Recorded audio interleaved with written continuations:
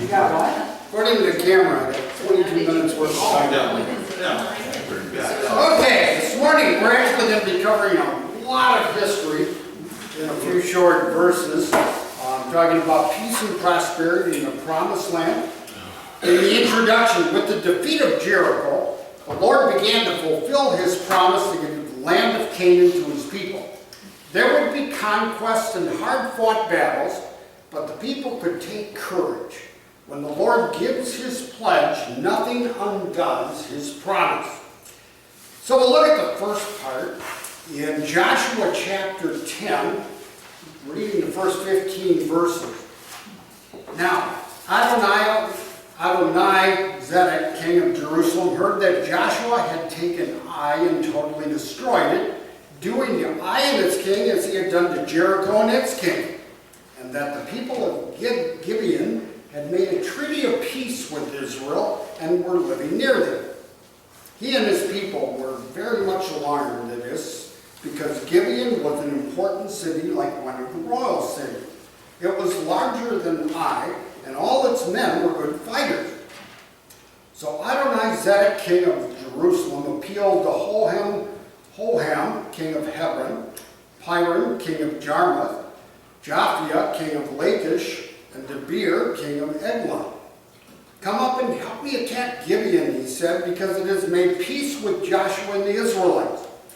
Then the 5 kings of the Amorites, the kings of Jerusalem, Hebron, Jarmuth, Lachish, and Eglon, joined forces. They moved up with all their troops and took up positions against Gibeon and attacked it. The Gibeonites then sent word to Joshua in the camp of Gilgal, "Do not abandon your servants. Come up to us quickly and save us. Help us, because all the Amorite kings from the hill country have joined forces against us." So Joshua marched up from Gilgal with his entire army, including all the best fighting men. The Lord said to Joshua, "Do not be afraid of them. I have given them into your hand. Not one of them will be able to withstand it." After an all-night march from Gilgal, Joshua took them by surprise. The Lord threw them into confusion before Israel, who defeated them in a great victory at Gibeon. Israel pursued them along the road up to Beth Horon and cut them down all the way to Azekah and Makkedah.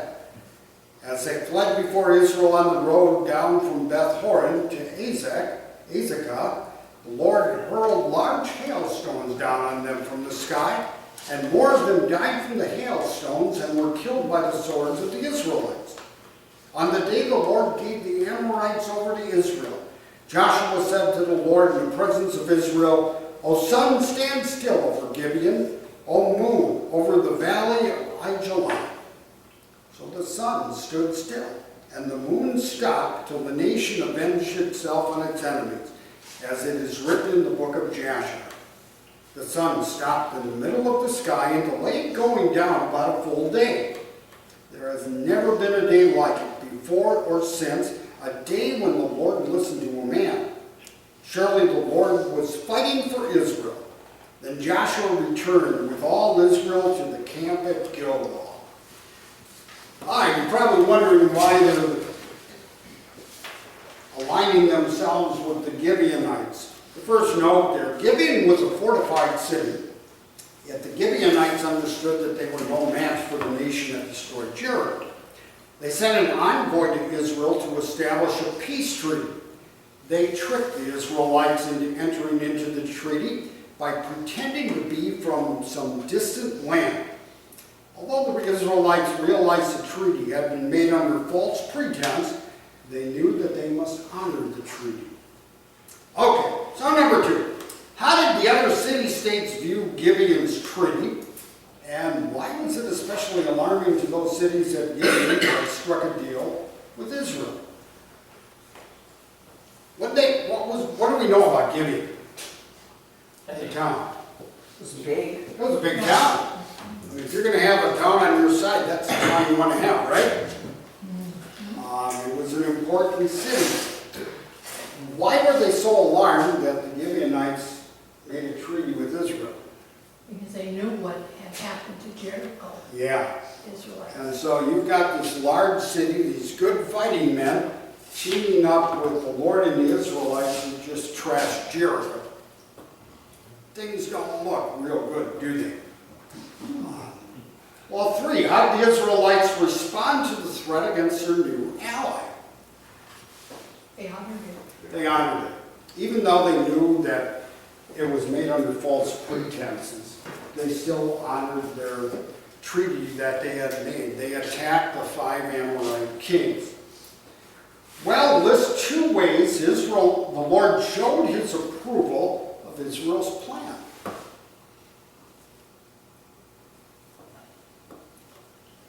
He told them he was going to be with them. He was going to be with them. And of course, with the Lord with them, what does that guarantee? Victory. They're going to win, aren't they? And God gave them the victory. What also happened during it? The sons. Sun stood still. Divine intervention, wasn't it? It wasn't the only thing that happened, was it? There was a little other divine intervention. The hailstones. We're told they actually killed more than the swords did. 5, how do we know when God will support our plans? If they agree with his word. Yeah. If it agrees with his word and his will. I've heard some churches say, well, because we're doing it as a church or we're going to be doing this, we know God is going to bless it. Always. Not always. Not always. There are times, I think back to when the mission of our church during the years, there were times when we were gung-ho, we were going to go into a country and God was slamming the door shut. And it looked so promising. Seminary, yeah. And then out of nowhere, we're in Vietnam. Big time. Big time. It's kind of like out of the blue. I remember when we got into Brazil. Came out of the blue. All of a sudden, this group of people said, you know, we've seen what you guys do with God's word. Can you come here? So we scrambled a little bit and sure, we'll send workers down there. Well, how about 6? What does Joshua's special prayer in verse 12 tell us about his faith? Verse 12 is when he said, make the sun and moon stand still. He knew God was almighty and he could do it. Sure, look at the faith that he had, trusting God that he would do a miracle. He knew God was able to suspend the laws of nature, and he did. Well, describe the miracle God worked on behalf of the Israelites. We kind of answered that already. The sun stood still, the moon didn't move. Scientists wouldn't. Was it? The scientists wouldn't accept that. Yeah. No. They're having a hard It time was figuring it for, out. yeah. Oh, and then you run into something. I remember reading an article years ago where someone said, well, we went back and we looked at 24-hour periods and one's missing. Where did it go? Well, if what they calculated is true, all you gotta do is go to Joshua 10 and you'll find out what happened. You can ask a bunch of questions. What was it like on the other side of the world? Is it still dark? Yeah. God can do whatever he wants. It's like Good Friday. What happened? Yeah. Everything turned dark. Turned out. Sun stopped shining. God can do anything that he wants. What's also interesting, okay, we talked about the hailstones and stuff. What do we know about Israel and the The battle? hail there. Okay, they didn't get hit by the hailstone. What else do we know about their army? They didn't lose anybody.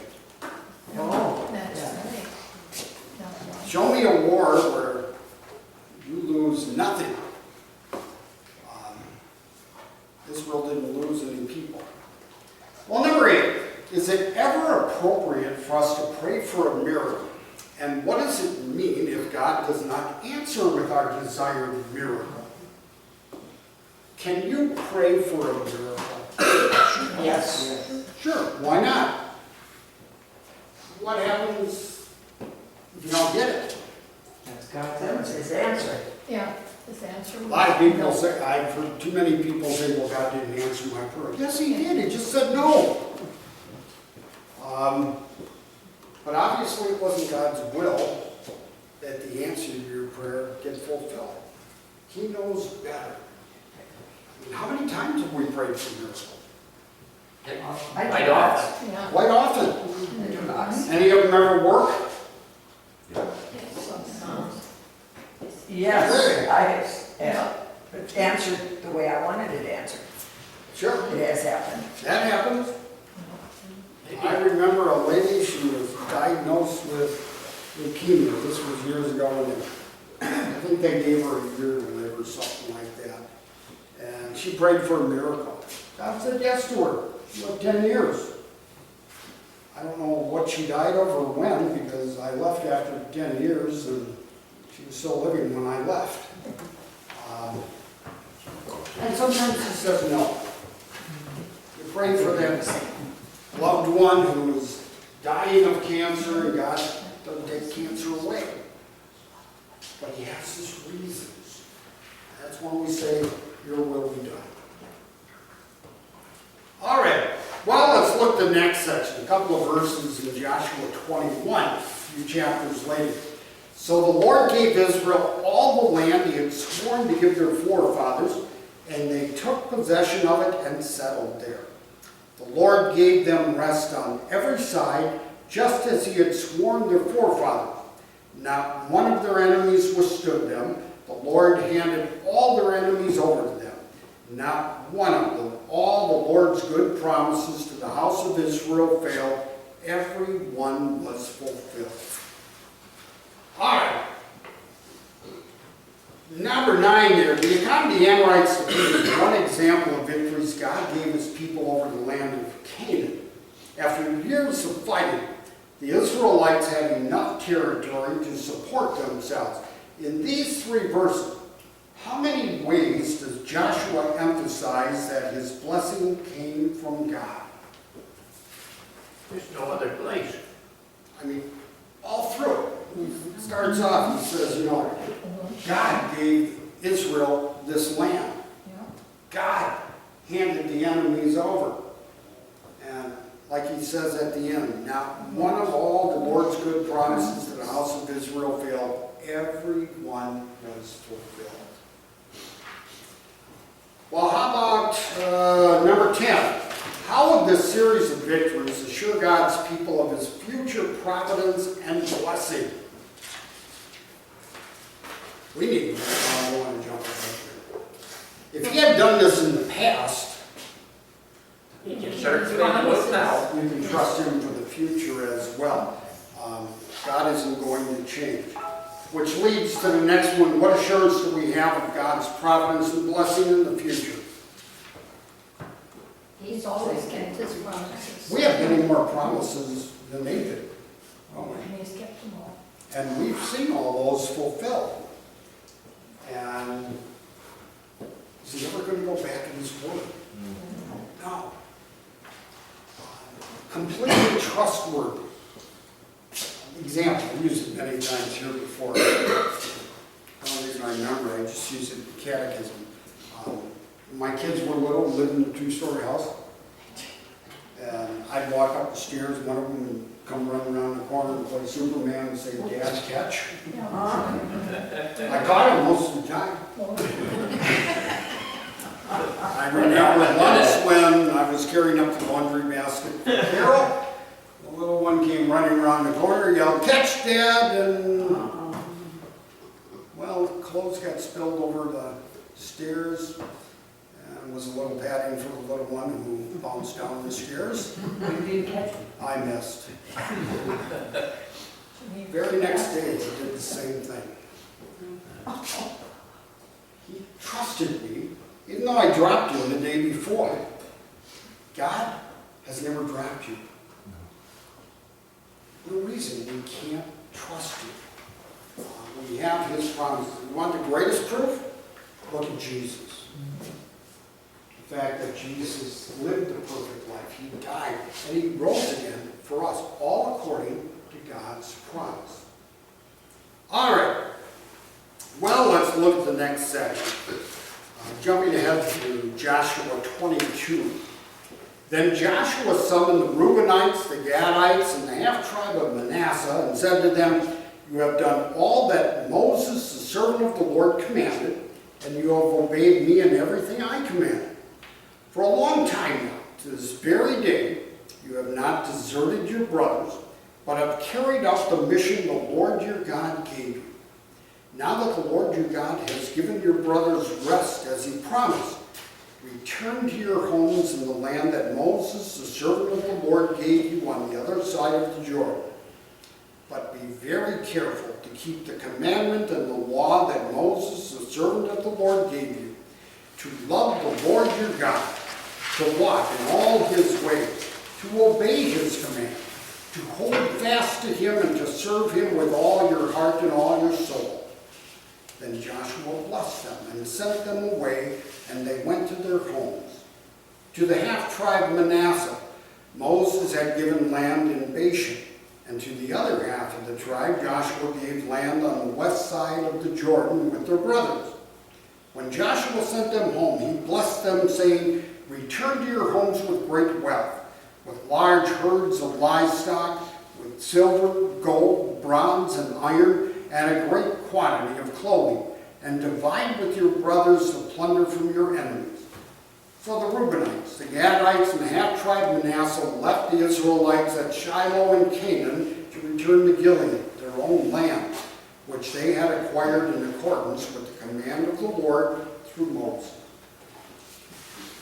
Give you a little background here. The tribes of Reuben, Gad, and half of Manasseh had asked permission to settle on the east side of the Jordan rather than the west side. Their request had been granted with the provision that they help the other tribes conquer Canaan. When they had done this, they were allowed to return. So next one, why was it important for Joshua to urge these 2.5 tribes to stay close to the Lord? And why would the separation from their brothers be a threat to their worship and spiritual lives? There was going to be a separation from the main body of believers there. They were required to go to Jerusalem to worship.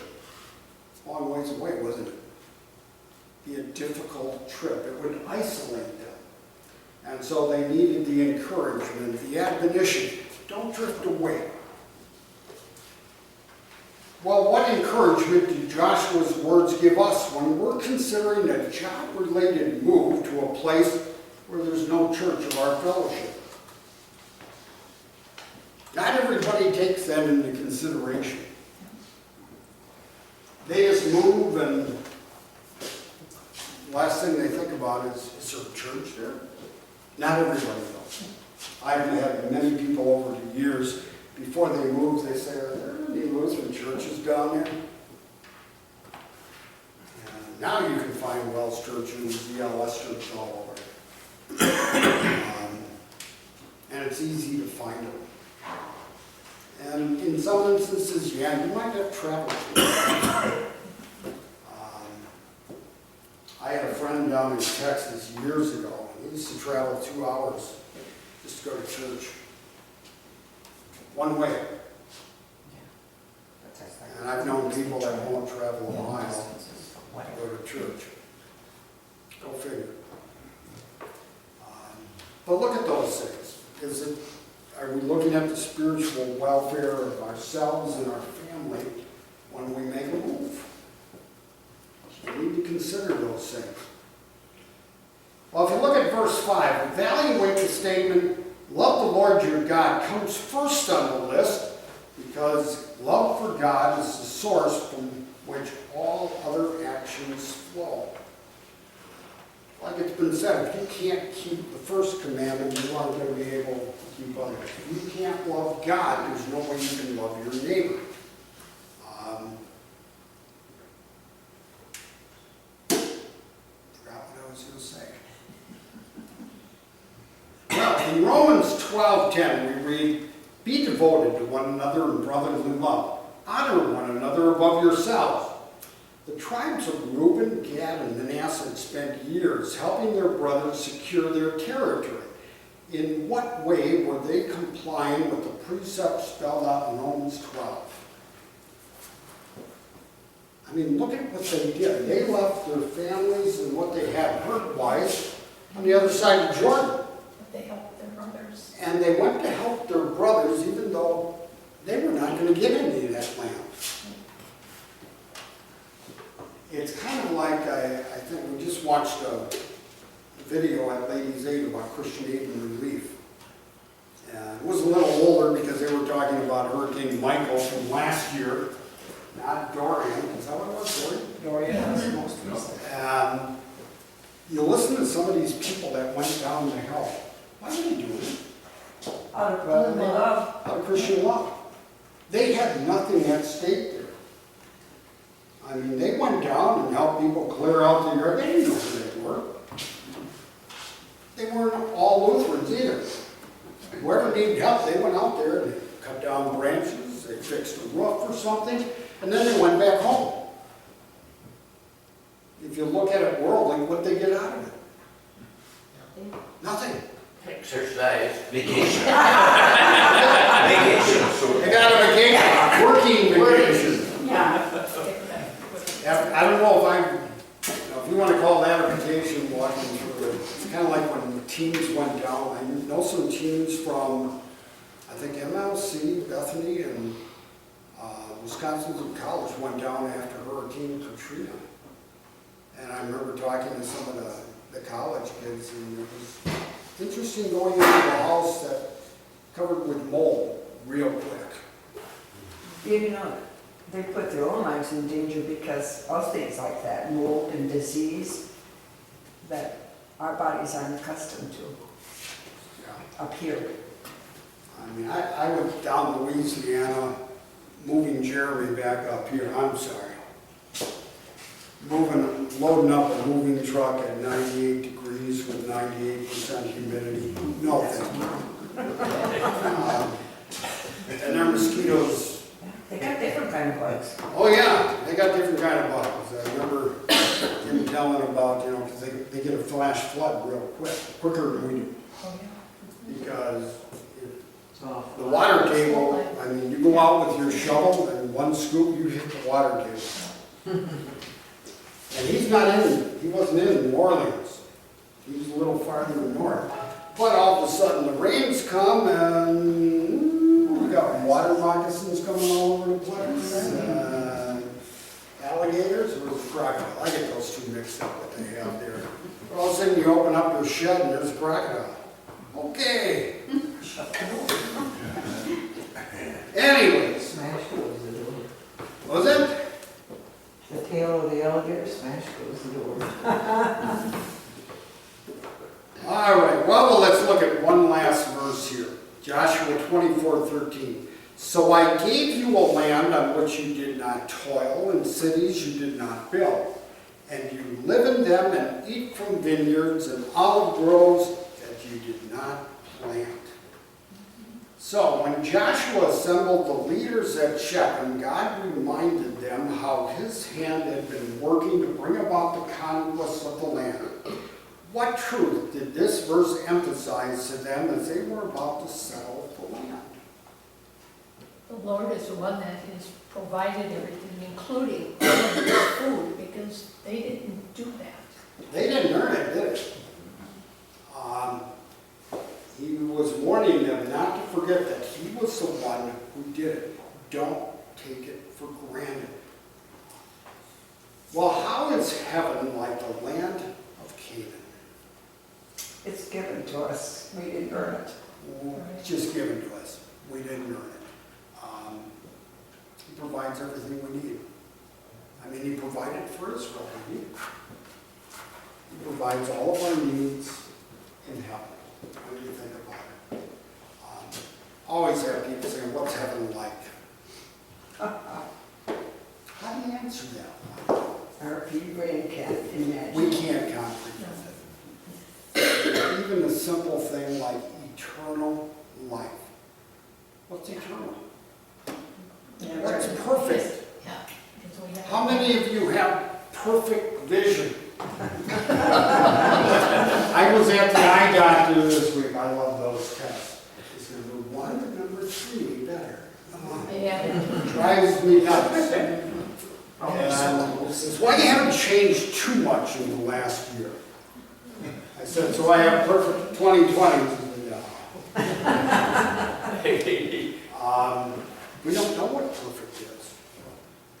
I mean, I got a bottle of water here. Went through filters and everything. Is it 100% pure? Probably not, might have crypto in it. Better not, I've been drinking it all day. Your body builds up. That's why kids that eat dirt, they...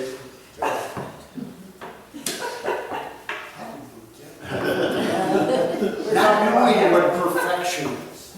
And, I mean, things that are even beautiful, they don't last. So how do we comprehend it? In heaven, you're going to be face to face with your Savior. Think about that for a minute. The one who died on the cross is going to have his arms open to welcome you in heaven. And then think of all the people we're going to be. I mean, reading Gospel talk by Abraham, Isaac, the prophets are going to be in the kingdom. And then he goes on and he says, what about all those from the north, the south, the east, and the west? What about all those loved ones that died believing in Jesus? You're going to see them again. And the difference is they're going to be perfect. You know, how many of us are wearing glasses right now? Not going to need them. Not going to need my hearing aid. All the pieces of metal holding my body together. Don't need them anymore. Everything is going to be perfect. We can't comprehend that. I mean, getting up in the morning, not hurting. Never getting sick. Not crying about the Vikings losing. A commercial. No sadness. You was doing just fine. You was doing just fine.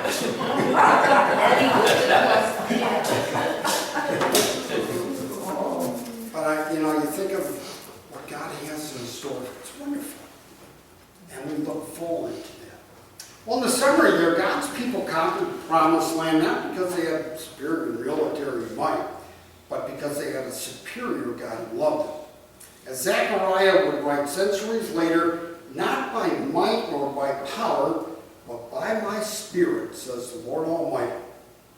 As we read this, we can't help but think of how God has made us conquerors through Christ. Paul writes in 1 Corinthians, thanks be to God. He gives us the victory through our Lord Jesus Christ.